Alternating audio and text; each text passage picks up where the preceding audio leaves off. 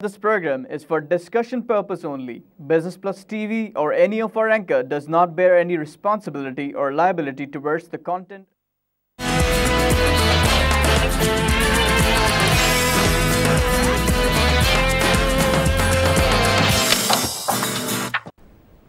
नाजरीन, welcome to business today. मैं हूं अली नासिर। जिन मौज़ूआत के ऊपर हम गुफ्तगू करते हैं बिज़नेस, इकोनॉमिक्स, फाइनेंस और इसके अलावा जनाब वाला बैनुल-अक़वामी और मुकामी मंडियों के ऊपर गुफ्तगू होती है। और सबसे अहमियत वाली चीज़ है डेली टाइम्स अखबार की शह सुर्खियों के ऊपर मुख्तसर तबसरे भी करते हैं। मेरे साथ जनाब मुआविन मेज़बानी का किरदार अदा करते हैं जनाब जुनैद गुल साहब। आपको वेलकम करूँगा। Good morning. मेरे ख्याल आज के मौज़ूआत बहुत से हैं, बहुत सारे हैं। Really? और बहुत सारे हैं। There was only one thing happening in the world and in Pakistan right now. अच्छा। But कुछ और भी है? नहीं, मैं तो स्टॉक एक्सचेंज के मुतालिक बात कर रहा था। कुछ तेल की कीमत के बारे में बात करनी थी। $41 पे दोबारा आ गई है। $41 पे आ गई, लेकिन मार्केट तो गिर रही है। So therefore there is a paradox of the what is being reported in the media and what is the reality of the economy. देखें, पहले मैं और आप यहाँ तबसरे करते रहे तेल की कीमत गिर रही है इसलिए स्टॉक एक्सचेंज गिर रहा है। अब तो तेल की कीमत निस्बतन बेहतर हो गई। कल कुछ सेंट गिरी। Panama oil. मेरा ज़ाती ऐसा ख्याल है कि इस मामले में कुछ ऐसी कोई खास चीज़ होगी तो नहीं, बट एटलीस्ट वो है ना कि uncertainty is basically the reason I think now. मेरे ख्याल से एक कोई साहब होंगे शायद जो मुस्तकबिल के अंदर हो सकता है कि वो कोई साहब, बहुत सारे लोग होते हैं, कोई ब्यूरोक्रेट होता है, कोई जज होता है, कोई और होते हैं लोग वगैरह, इनकी रिटायरमेंट वगैरह आने वाली होती है। तो अब ऐसा मुमकिन है कि मतलब कुछ लोगों की मतलब ये है कि हालात कुछ मुख्तलिफ हो जाएं। तो नवंबर तक आपको देखना पड़ेगा कि मामला क्या बनते हैं। अनसर्टेनिटी है ना, वही that's what I am saying. It's not clear कि how things will shape up. I can tell you one thing. Hold on.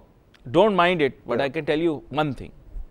Whatever way it shapes up, गुर्बत आपके मुल्क में बढ़ेगी, बेरोजगारी बढ़ेगी। ये तो कांस्टेंट है ना हमारे मुल्क की, अनफॉर्चुनेटली।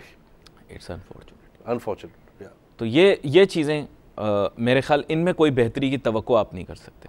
ख्वानगी की शरह यानी लिटरेसी लेवल बहुत ही पुअर रहेगी। पॉपुलेशन ग्रोथ रेट बहुत ज़्यादा हाई रहेगा। Industrial production third class, SME growth third class, large scale manufacturing फ़र्जी तौर पर बहुत अच्छी, लेकिन वैसे दुनिया के ग्लोबल पर्सपेक्टिव के अंदर third class compare to the actual performance measures. या vision, corporate leadership, corporate governance या नेशनल लेवल के ऊपर थर्ड क्लास, और solid waste management third class, तालीम के शोबे में तरक्की थर्ड क्लास। नहीं, जो मैं आपको बता थोड़ा बुरा, मैं बिल्कुल आपसे मुझे पता है, थोड़ा बिल्कुल मुत्तफ़िक़। जहाँ आप इख्तिलाफ करें फौरन थड़ करके बोल दें। मैं तो बोल दूंगा, मैं बिल्कुल मुत्तफ़िक़ हूँ आपसे। PSDP वो कांस्टेंट्स हैं जो हमेशा रहते हैं। अनफॉर्चुनेटली बदकिस्मती है हमारी, क्या करें सर। PSDP या पब्लिक सेक्टर स्पेंडिंग, उस पे ऑलरेडी इस बजट में कट की बातें हो रही हैं। थर्ड क्लास, ठीक है सर। अब आप एक चीज़ पे आसरा लगाए बैठे हो, जैसे बच्चा हर पर्चे में फेल हो जाता है लेकिन बोलता है कि उर्दू के पर्चे में पास हो जाऊंगा, ऐसे आप CPEC के ऊपर जो उम्मीद लगाए बैठे हो कि आप CPEC पे पास हो जाओगे। लेकिन मेरी अपनी राय ये है कि CPEC पर जिस तरह से काम जारी है, अब तो सब भूल-भाल गए। आजकल तो बात भी नहीं कर रहे उसपे ज़्यादा। करेंगे भी नहीं, क्योंकि it is more or less like the Reko Diq. अच्छा, okay. You know, and we like to, अल्लाह करे ऐसा ना हो, बट सही कह रहे हो, लग रहा है सही। नहीं, मैं आपको बताता हूँ। एक ज़माना ऐसा था, रिको डिक पे नाच गाना होता था, सुबह शाम रिको डिक का नाच गाना होता था। सोने की कान निकल आई, $200 अरब के सोने के ज़खायर पाकिस्तान में मिल गए, नाचो। ठीक है वो, लेकिन हुआ क्या? रिको डिक कहाँ गया किसी को नहीं पता। Exactly. आप मुझे बताएं, मैं नाजरीन से पूछना चाहता हूँ, मैं हुकूमत पाकिस्तान से पूछना चाहता हूँ, मैं हुकूमत बलूचिस्तान से पूछना चाहता हूँ, मैं हमारे एनालिस्ट से पूछना चाहता हूँ कि वो रिको डिक का क्या बना है ना। अब बात ये कि मुझे कुछ बताओ ना जुनेद गुल साहब, कुछ बताओ। जो है ना रिकोटिक की तरह गायब नहीं होगा, बिकॉज़ उसकी वजह ये कि उसमें चाइना का अपना बड़ा इंटरेस्ट है। नहीं, उसमें भी चाइना का इंटरेस्ट था रिकोटिक में। It's a different ball game, बड़ा ये बड़ी अलग चीज़ है ये। इसमें जो चाइना का जो लॉन्ग टर्म विजन है towards the world, you know, let's put it like this, दुनियावी जो उसका वो है विजन, उसमें ये बड़ा इंपॉर्टेंट एक एलिमेंट है, ठीक है ना। तो उसकी वजह से ये एकदम से गायब तो नहीं होगा। स्ट्रिंग ऑफ पर्ल्स जो उसने एक है ना, स्ट्रिंग ऑफ पर्ल्स जो उसने बनाया हुआ है, जो इसमें CPEC is one of the very important pearl. तो ये गायब इसलिए हम चाहे जितना मर्जी इसमें कुछ भी कर लें, बट उनका इंटरेस्ट इसमें इतना ज़्यादा है कि वो उसको दे विल मेक श्योर कि ये होकर है, क्योंकि वो उसको जाने नहीं दे सकते, बिकॉज वो उस पर बीच में इस तरह से हम आए हुए जोग्राफिकली अल्लाह की मेहरबानी से कि हम बड़े इंपॉर्टेंट बन गए उनके लिए। सर, पर्दा नशी को बेपर्दा ना कर दूं तो अली नासिर मेरा नाम नहीं है। करे सर, करे। मैं आपको सच बात बता दूं, उनको रोड नेटवर्क चाहिए था और हमने उन्हें रोड नेटवर्क देना था, और हमने उन्हें रोड नेटवर्क दे दिया है। बाय द वे मैं आपको बता रहा हूँ, एनर्जी कॉरिडोर बनाए नहीं बनाए ये आपकी डोमेन है। मैं दोबारा से पर्दा उठा रहा हूँ, पर्दा फाश कर रहा हूँ, और सड़क बनाने में हमें जो फ़वायद थे आज मैं आपके सामने ये राज उगल देता हूँ। मैं बहुत दफ़ा पसे पर्दा या पसे पुष्ट रहकर जो है वो बात करता रहा हूँ, आज खुल के आपको बता देता हूँ। बेसिकली बात ये थी कि इंडिया ने लिया हुआ हमसे पंगा, और हमने उसे छोड़ना नहीं है।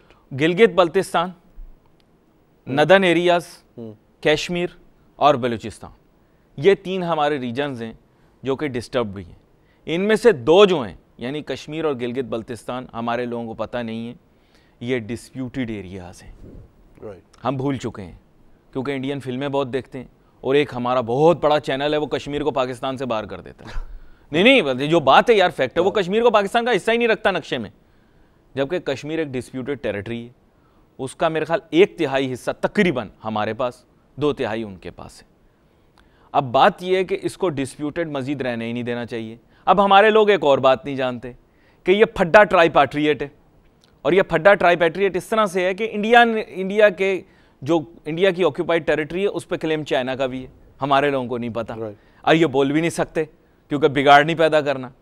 अब चाइना और पाकिस्तान जो हैं वो स्ट्रेटेजिकली अपने आप को क्या कहते हैं उसको रिपोजिशन कर रहे हैं। उसमें यह है कि अब ये डिस्प्यूटेड टेरिटरी एटलीस्ट जो हमारे पास है वो रहेगी नहीं, क्योंकि गिलगित बल्तिस्तान, कश्मीर और बलूचिस्तान के अंदर जो आपको पता है इंडिया पंगे डाल रहा है। खलभूषण जो मिल गया था हमें, खलभूषण हमें इसीलिए मिला था क्योंकि वो बलूचिस्तान के अंदर लगा हुआ था। हमारे लोगों को ये भी नहीं पता कि ईरान में भी बलोच रहते हैं, और उन्होंने वहाँ ईरान के लिए भी पंगे डाले हुए। उस सूबे का नाम है सिस्तान बलूचिस्तान। नक्शा देखा हो तो कभी पता हो ना, नक्शा तो देखा ही नहीं, पाकिस्तान के अलावा दुनिया में कुछ होता ही नहीं है, हैं बहरिया अरब के अलावा समुंदर ही कोई नहीं है। दरिया बहता तो दरिया सिंध बहता, मिसिसिपी रिवर तो किसी नाले का नाम है। नहीं, सीधी सर बात करूंगा ना, यानी इनको लगता है कि सिवाय एक जो दरिया या 3 सूखे दरिया इनके पास हैं, उसके अलावा दुनिया में कोई दरिया बहता ही नहीं। यानी इसके माने ये हैं कि इजिप्ट में बहने वाला दरिया नील जो है उसकी कोई औकात नहीं है।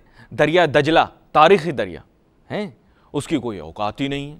सब कुछ जो कुछ है बस यही है, सारा कुछ यही है। वो एक तो यह है, उन्होंने कहा जन्नत है तो यहाँ है, यहाँ स्विट्जरलैंड वाले तो पापे बेचते हैं, वहाँ पे वो पापड़ बेचते हैं। यार तोबा तोबा, यार तोबा तोबा। मैं कहता हूँ गुरूर, फखर, तकब्बुर और मुगालते का शिकार मुबालगा आराई एक चुड़ैल होती थी, बुरा ना मानना, छोड़ो यार। वो याद है ना, आप ये कह रहे हो कि मैं ये कह रहा हूँ कि सड़क चाहिए थी वो मिल गई, हमें जो सड़क चाहिए थी शहजादे वो हमें मिल गए, हमें चाइना को मिल गया, हमें कुछ नहीं मिला। हमें जो स्ट्रेटेजिक फायदा था, इसीलिए आप देखें कि हमारे यहाँ जो एक स्ट्रेटेजिक पार्टनर होता है हर प्रोजेक्ट के अंदर, उसने अपना काम कर दिया। क्यों? क्योंकि उन्हें पता था कि मुल्क के दिफा के लिए बहुत ज़रूरी है। और आपको पता है बिलोच सरदार वगैरह जो है, बिलोच जो फ्यूडल सिस्टम है या जो भी वहाँ का निज़ाम है, वो सड़कें नहीं बनाने दे रहा था। देखो मेरी बात बड़े गौर से सुनना, उन्होंने पंगे क्या डाले हुए थे, उन्होंने पंगा ये डाला हुआ था बिलोच जो ये एक जो उनका सिस्टम है, आपको पता होगा सिस्टम है ना, खान ऑफ कल्लात के नीचे जो ऑपरेट करता है बाकायदा, वो सिस्टम थोड़ा सा डिसरप्ट हो गया था। आपको पता है जब ये अजीब सी एक मूवमेंट सी चली थी जिसको इंडिया ने भी स्पॉन्सर किया था, कुछ हमारे यहाँ भी देखें कोताहियाँ थीं, हमने उन लोगों को निगलेक्ट किया था, लेकिन वो मामला अब काफ़ी हद तक काबू में आ गया है। तो उसमें बड़ा किरदार रहा है बहुत सारे लोगों का। लेकिन मसला क्या आ रहा था कि वो सड़कें नहीं बनाने दे रहे थे। सड़कें बनेंगी तो स्कूल बनेंगे, स्कूल बनेंगे अस्पताल बनेंगे। अब गवर्नमेंट चाह रही थी कि सड़कें बन जाएं ताकि ये जो वहाँ के रवैये हैं, दहशतगर्दी के रवैये हैं, या जो लोग इंतहा पसंदी, तो मैं वहाँ नहीं कहूँगा, लोग यहाँ पे बलूचिस्तान से वाकिफ़ ही नहीं है, यहाँ पे कभी गया ही नहीं कोई बलूचिस्तान, उसको क्या पता बलूचिस्तान के मसले क्या हैं। वहाँ पर मसले मुख्तलिफ नौइयत के, तो मैं उसमें फिसलन में पैर रखे बगैर आपको बता रहा हूँ कि वो सड़कें अब आराम से तसल्ली से बन गई, और जो एक मेन हमें चाहिए थी सड़क जो बलूचिस्तान के बीच में से गुजरे और हमारी पोजीशन कंसोलिडेट हो जाए। याद रखें, कम्युनिकेशन तभी कंसोलिडेट होती है, पोजीशन तभी कंसोलिडेट होती है जब आप वहां पहुंच सकें, रसाई हो आपकी, तो वो हमें हासिल होगी। तो हमारे स्ट्रेटेजिक अहदाफ पूरे हो गए। और चाइना का जो स्ट्रेटेजिक हमें से फायदा क्या, सिर्फ रोड, हमें तो अपने आप को सर हमें पकड़ पैदा करनी थी ना। नहीं वो तो हो गई, चलो ठीक है, but in terms of any economic gain तो वो रोड बनने से वो ताल्लुक उस स्ट्रेटेजिक इदारे का नहीं है। नॉट गेन एनी, हम लोग जब तक कोई माशी फायदा जब तक नहीं होगा, जब तक के ये इंडस्ट्री ना बने, एनर्जी पावर सेक्टर एनर्जी के प्लांट्स ना लगे जो कर रहे हैं, तो उसके बगैर हमें तो इसमें तो जो 36 बिलियन है वो तो सिर्फ एनर्जी के ऊपर। सर असल में मसला ये आपने देखा होगा, पहले 11 बिलियन रोड का है, बाकी 36 बिलियन तो उसका है for the energy projects. Sir पर्दा नशी को बेपर्दा ना कर दूं तो मेरा नाम अली नासिर नहीं। दोबारा से आपको बताता हूँ राज की बात क्या थे कि मामलात सेटल नहीं हो पा रहे थे स्ट्रेटेजिक पोजीशनिंग के लिए। तो क्या हुआ कि चाइना के सदर ने तब आना था जब आप यहाँ पर धरना हो रहा था। नहीं याद है sir, please try to understand. अच्छा फिर ये बताओ उठा क्यों था, फिर वो किसके इशारे पे उठा था? किसके इशारे पे? जिसके इशारे पे। सर समझ लो बात ये कि देखो सीधी सी बात है, धरने से होने से चाइना का सदर क्यों नहीं आएगा, उससे कौन रोक रहा है? सुने ना, उन्होंने मना कर दिया, वाले रोक रहे थे क्या उसको? उसने देखें ये नेचुरल सिचुएशंस होती हैं। आपका क्या ख्याल है, भी मैदे में खराबी हो गई, लंदन जाना पड़ गया, वो तो ये सारी यार ये सारा आपको, मैं और आप बेचारे और हम लोग आवाम जो है बेचारे रुलते रहते हैं, पूरा दिन इनकी बातें करते रहते हैं, पानी के टैंकरों के पीछे भागते रहते हैं। हमारे असले मसाइल हैं ही कुछ और, बिजली नहीं आ रही, यूपीएस खरीदते फिर रहे हैं, जनरेटर में डीजल भरते फिर रहे हैं, हमारे मसले मसाइल ही दूसरे हैं। हम पूरे जो मिडिल क्लास है हमारी वो इस चक्कर में लगी हुई है, जो हमारी लोअर क्लास है वो मिडिल क्लास को देखती है बस किसी तरह हम यहाँ पहुँच जाएं, मिडिल क्लास सोचती है कि कहीं हम अपर क्लास पहुँच जाएं, ख्वाबी हमारे यही है। सर मुख्तसर सी एक बात करूँगा, पर्दा नशी को बेपर्दा कर रहा हूँ आपके सामने। मसला ये है कि सेटल नहीं हो रहा था, ये चक्कर में पड़ गए, सिविलियन गवर्नमेंट पड़ गई चक्कर में कि हम किसी तरह इकोनॉमिक प्रोजेक्ट्स को पहले लेकर चलें, सड़क को छोड़ दें। इनका मकसद सड़क नहीं था, इनका मकसद था इकोनॉमिक पर्पसेस। और आपको पता है इकोनॉमिक जितने काम होते हैं इस मुल्क के अंदर वो आवाम के फ़ायदे के लिए होते हैं। हाँ, मैं भी अगर किसी सियासी पोजीशन पे पहुंचूंगा तो नाजरीन मैं आपके बारे में सोचूंगा, सिर्फ और सिर्फ आपके बारे में। आई ये उंगली मेरी तरफ क्यों मुड़ गई? सर इंसान जो है वो मुफाद परस्त और लालची होता है। अगर इस हकीकत को तस्लीम कर लिया जाए तो निज़ाम में बेहतरी आ सकती है, वरना एक फिक्शनल और आइडियल निज़ाम में बैठो। जुनैद भाई मुख्तसर आपको बताऊंगा, नाजरीन को भी बताऊंगा। दरअसल बात ये थी कि वो कमीशन का चक्कर था। आप शेख रशीद, आपको पता है किस तरह के बयान दे रहा था सीपे के बारे में, मुझे देने की ज़रूरत नहीं है, आप निकालें। वो किसका आदमी है आप भी जानते हैं, ठीक है?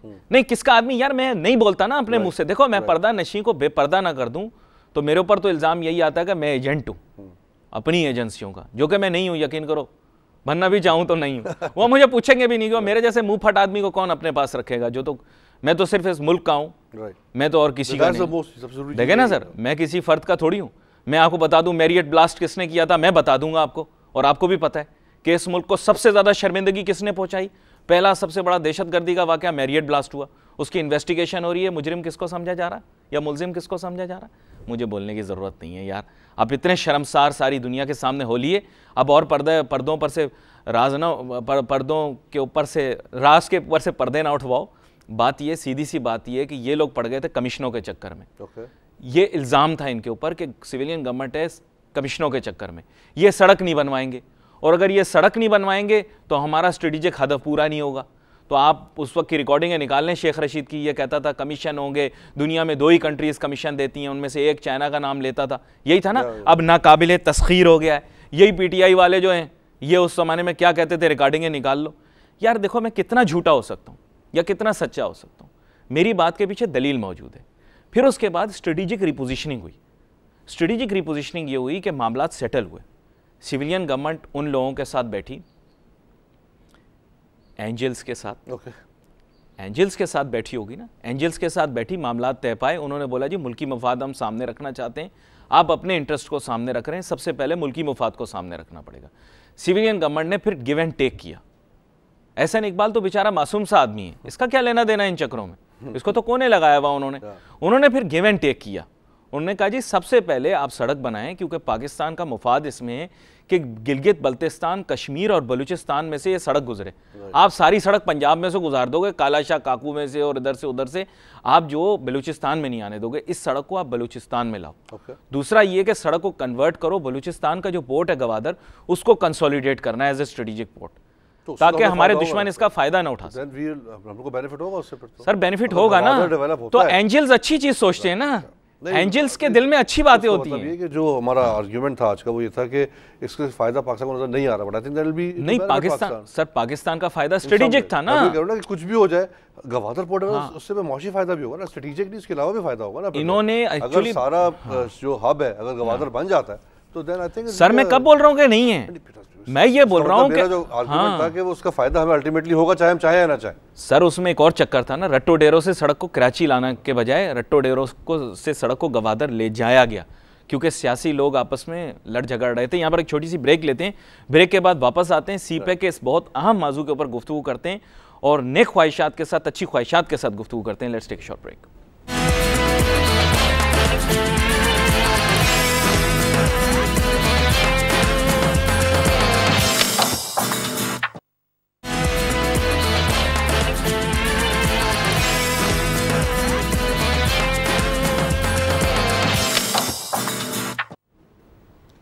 नाजरीन welcome back after the break. मेरे ख्याल जुनैद गुल साहब ने गुफ्तगू कम कर दी इस वजह से, क्योंकि मेरे जैसे आदमी के साथ बैठकर अब ये फील करते हैं कि यार मैं ज़्यादा ना ही बोलूं। क्यों नहीं यार, बोले ना, आप बोले ना। नहीं मैं इस वजह से टेल पीपल द रियलिटी, अच्छा सच पता चलना चाहिए। नहीं आप कम बोलो या ज़्यादा, आपकी बात में तासीर बहुत है। नहीं मैं आपको सच बात बता रहा हूँ, क्योंकि देखो बात यह है कि मैं जितना भी बोलता रहूँ इम्पैक्ट उसका कम होगा, लेकिन अगर आप बोलोगे मंतकी बात तो उसका ज़्यादा इम्पैक्ट होगा। अब ये मैंने सारी कहानी आपको बता दी, एक जुमले में आखिर में आपको बात बता दूँ। मसला बुनियादी यही है कि ये आपस में बांट छांट करना चाह रहे थे कि इतना हिस्सा हमको दे दो, हम अपने पास ले देंगे, हैं ठाकर ये हमको दे दो, ठाकुर वो हमका दे दो। तो ये इनकी बांट इन्होंने होने नहीं दी। अब आप देखें सीपैक के हिस्से कौन से बने। सीपैक के वेस्टर्न कॉरिडोर तैयार हुआ है, देखें again and again they are emphasizing our western corridor. The Pakistan's main interest was Pakistan's main interest and the angels are also interested in it कि किसी तरह बलूचिस्तान के अंदर एक elaborate road network तैयार हो जाए and they could reach out even to the furthest places within Balochistan, क्योंकि बहुत सारे ऐसे वहाँ के जो feudal lords थे वो नहीं चाहते थे कि बलूचिस्तान में सड़क का नेटवर्क बने, और वो सियासी हुकूमतों के ज़रिए भी और जब फौजी हुकूमतें भी आती थी उनको भी प्रेशराइज करते थे कि हमारे इलाकों में सड़कें ना बनाओ।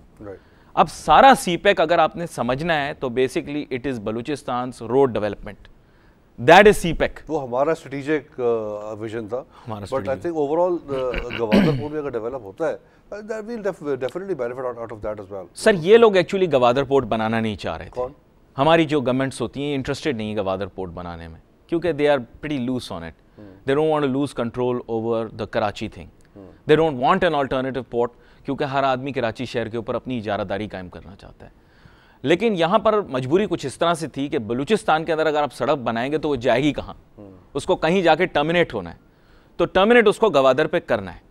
गवादर में अगर इंटरेस्ट होता है इस वक्त तो वो 660 मिलियन जो वादा हुए हैं वो सारे के सारे अभी तक गवादर में लग चुके हैं। गवादर पोर्ट अगर डेवलप हम नहीं करते तो चाइना तो अपना इंटरेस्ट लूज कर जाएगा, बिकॉज़ चाइना का जो मेन उसमें जो स्ट्रेटेजिक चाइना का जो इंटरेस्ट है वो तो गवादर का पोर्ट है ना। आपकी गलतफहमी है ये, दे वांट टू, अब वो ईरान वाला एंगल है वहां पे, ठीक है, आपकी गलतफहमी है, still that's a better option Gwadar. नहीं ये आपकी गलतफहमी है। चाइना का इंटरेस्ट सिर्फ और सिर्फ एक है, market access to a market of 25 crore people, that is China's interest. तो how do you so why would they want the port? Yeah, they want to sell it to you.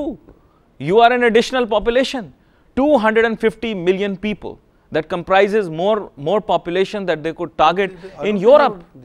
Of course. वो सिर्फ target कर रहे हैं। यार आप क्या बात कर रहे हो? Interest is the European Central Asian नहीं, ये आपकी सर एक सुई से लेकर हवाई जहाज, आप एक मफलूज मुल्क हो, बातें बड़ी बड़ी, इंजीनियर बनाते हैं अजीम तरीन, हमने ये बनाया अजीम तरीन, कुछ अजीम तरीन अल्लाह माफ करे नाउजुबिल्लाह, सबसे पहले तो गुरूर तकब्बुर का मुंह नीचा होता है। इन्फ्लक्स तो है, वैसे उनका तो है हमारे पास। No they need more access यार, मोर एक्सेस से वैसे भी ला रहे चीजें वो। यार आप मुझे बताओ, फल सब्जी इमरूद टमाटर प्याज ये सब चाइना से आ रहा है, मजाक नहीं कर रहा आपसे। आप जाओ उससे बोलो मुझे नारंगी चाहिए, फलां फल चाहिए, फलां, आपको चाइना का आइटम देगा।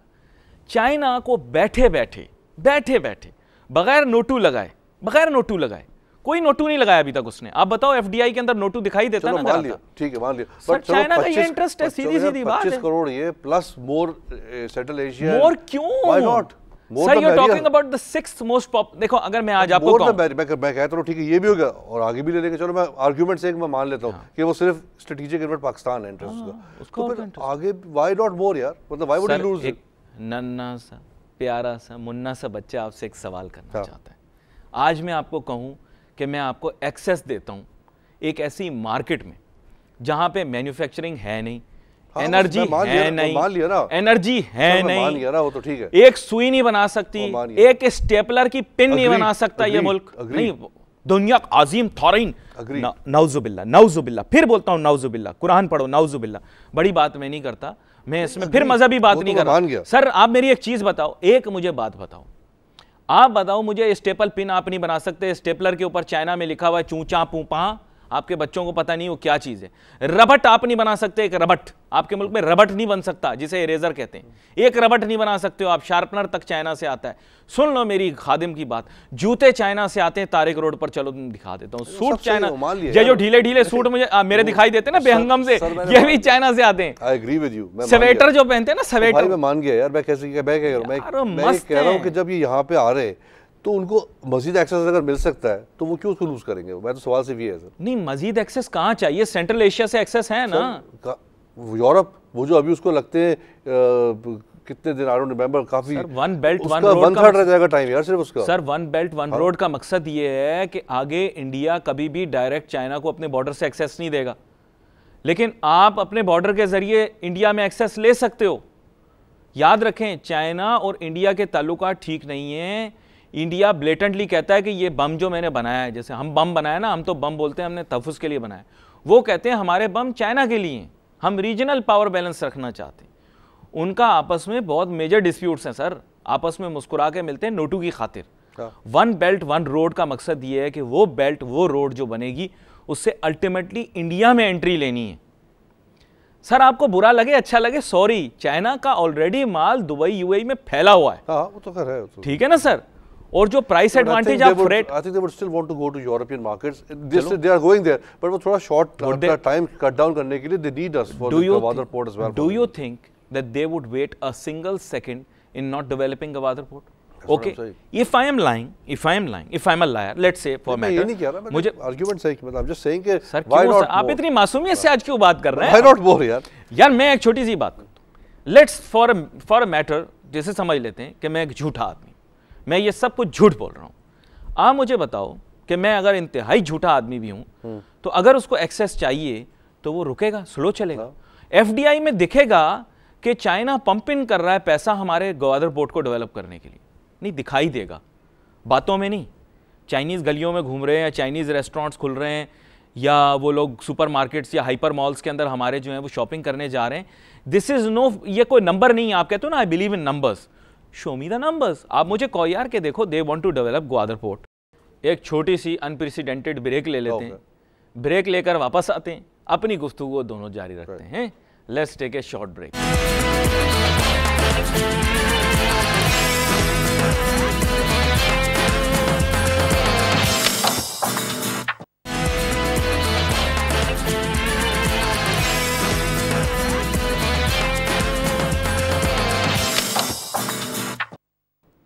नाजरीन welcome back after the break. Junaid Gul साहब के साथ बात हो रही। जुनैद साहब माजरत, मैं सारा आपका टाइम ही खा जाता हूँ, अब सिर्फ आपने बोलना है, मैं नहीं वर्ल्ड बोलूंगा बैंक यार। का बता रहा था कि वर्ल्ड बैंक की रिपोर्ट इसमें आई है, उसमें कहते हैं कि पाकिस्तान की डेफिनेटली इकोनॉमिक इंडिकेटर्स बड़े अच्छे हो गए, स्टेबिलिटी नज़र आ रही है। बट इस दफ़ा उन्होंने जो हम कहते हैं ना बात बैठ के सारे लोग कि जो ज़्यादातर इकोनॉमिक एक्सपर्ट्स हैं पाकिस्तान के, वही बात उन्होंने भी की है कि वो कहते हैं यार कि ये बेसिकली बिकॉज ऑफ द बैरूनी हालात, जो कि ऑयल इम्पोर्ट्स गिर गई, तो उसकी वजह से इनका ऑटोमेटिकली सही हो गया सब कुछ, और उसके बाद जो है रेमिटेंसेस पाकिस्तान की बढ़ रही है। तो इन कहते हैं इन फैक्टर्स में पाकिस्तानी ग्रोथ जो है ना वो अच्छी हो रही है, which is not the right way of getting the growth. इनकी जो अपने इंटरनल चीज़ें हैं, बूस्टिंग द एक्सपोर्ट्स, एफडीआई बढ़ाना, और उसके बाद इन चीज़ों के जब तक ये चीज़ें नहीं करेंगे, जब तक जो है वो सॉलिड ग्रोथ, सस्टेनेबल ग्रोथ जो है वो नज़र नहीं आएगी जी। वो कहते हैं report suggest the maintain the momentum in reforming its business climate, access to finance and trade regime. वही जो मैं कह रहा था कि उनको बढ़ाना पड़ेगा। और कहते हैं कि पाकिस्तान का जो GDP है वो 4.2% पे था 2015 में, अब वो 4.5 नजर आ रहा है और 2018 में 5.1 पे चला जाएगा, which is again not in comparison to the region is I don't think it's a very good growth rate of even the GDP as well. तो ये मतलब मेरा खबर को सुनाने का मकसद ये था कि CPEC जो है, सॉरी CPEC तो ये जो वर्ल्ड बैंक जो है, अब ये लोग भी जो है they are also talking about the reality of the numbers. अब जो मैंने बातें कर दी ना, आपके ख्वाब ख्याल में भी CPEC आएगा क्योंकि मैंने तो अब वैसी चीज़ें बताई है आपको, वैसे ऐसी नहीं कि आपको पता नहीं थी। I am sure. अच्छा, ये ऐसी भी बात नहीं कि वो मैंने हतमी बात की हो जुनैद साहब, ये मैंने बात की है, एक अपना जाविया पेश किया है। मे बी उस जाविये में कोई मंतक हो, मे बी ना हो। ऐसे तो नहीं हो सकता कि मैं जो हूँ वो हर चीज़ के बारे में हर चीज़ जानता हूँ। तो मैंने एक राय दी है और मेरे ख्याल उस राय के अंदर मुमकिन है कुछ आपको सच्चाई दिखे, हो सकता नहीं। मैंने तो पहले बोल दिया ना कि ऐसा सोचें कि मैं जो बोल रहा हूँ झूठा बोल रहा है। अच्छा, इसमें एक और अच्छी खबर आज ये है कि Thar coal project achieves $2 billion financial close. तो गवर्नमेंट ने गारंटी दे दी है फाइनेंशियल क्लोज की, and this project is going to kick off by 2019, and this project is basically a joint venture of EPTL which is the Engro power generation Thar limited and SECMC जो कि Sindh Engro coal mining company है। अच्छा, इनका joint project है, and this going to be, I think it is the first project in Pakistan which is through indigenous, जो हमारे अपनी local कोल है उसके ज़रिए ये चलेगा, एंड ये it's going to be producing 600 megawatt of electricity which is I think Thar में होगा वो, एंड अपना कोल इस्तेमाल कर रहे हैं, एंड इसकी जो पर यूनिट प्राइस जो आ रही है वो आ रही है अराउंड 6 सेंट्स आ रही है वो, तो which is the lowest which we have seen up till now in terms of the power projects that have been set up. When does it become operational? 2019 कह रहे हैं, 2019 में जो है ये, and इसमें लोग बहुत सारे local bank are involved, which is Habib Bank, United Bank, National Bank, Faisal Bank, they're all involved in What's the capacity of this? 600 megawatt इसको कह रहे हैं कि दो plants हैं, and this is going to be the first, as I said, the indigenous जो हमारा coal है वो इस्तेमाल होगा उसके अंदर, which is again I think it's a good news because but मुझे coal project सिर्फ थोड़ा सा एतराज़ ये है कि कोल प्रोजेक्ट्स जो है ना, they are not very environmental friendly. Me too. तो वो एक थोड़ा सा, इस पर चाइना मशीनरी कंपनी भी इन्वॉल्व है इस प्रोजेक्ट के अंदर as a part of the consortium. तो वो अपनी जारी बात है, जो ये भी सुनने में आया था कि प्लांट्स अपने जो यूज्ड है वो लेके यहाँ पे आ रहे हैं वो लोग, तो अगेन वो अपना वहाँ से कोल का जो पावर जनरेशन ख़त्म कर रहे हैं, तो which should tell us that you know this is not a good idea, and we should focus more on the hydel plants. And hydel plant जो है ना, उससे सस्ता पावर प्लांट कोई इलेक्ट्रिसिटी जनरेशन का हो नहीं सकता, इट्स अ प्रूवन फैक्ट।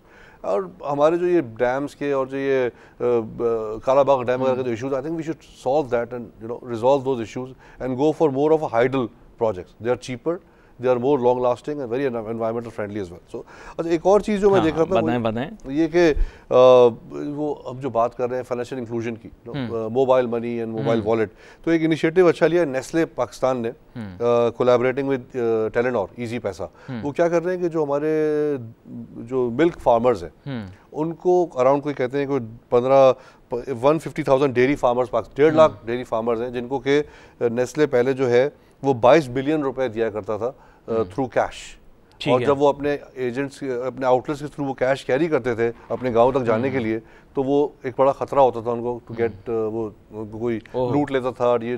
तो अब ये किया कि उन्होंने नेस्ले ने टेलेनॉर के साथ हाथ जोड़ के मिला के, and they have started working together to open the mobile wallet accounts. Very nice. तो अब उसके बाद क्या होगा कि वो डायरेक्टली जो पैसे हैं वो उनके मोबाइल वॉलेट अकाउंट में चले जाएंगे, जो कि कैश में नहीं। उनको 1.5 लाख सिम्स जो हैं वो टेलेनॉर ने दिए, और वो अब ऑटोमेटिकली उनके वॉलेट अकाउंट खोल जाएंगे, और जो भी पेमेंट होगी इनकी वो ऑटोमेटिकली नेस्ले से हर फार्मर के अकाउंट में वर्चुअली चली जाएगी। So they will not carry cash. अच्छा, वो कैश आउट करने के लिए जो पैसा उनको निकालना होगा, they can go to any of the Easypaisa outlets to cash out the money.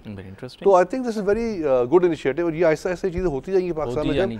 तो ये इससे बड़ा एक तो इकोनॉमी को बड़ा फायदा है, because this way the economy gets documented, you know, in a way, because again जो भी ये transaction हो रही है सारी, this will be again documented because it's all digitized.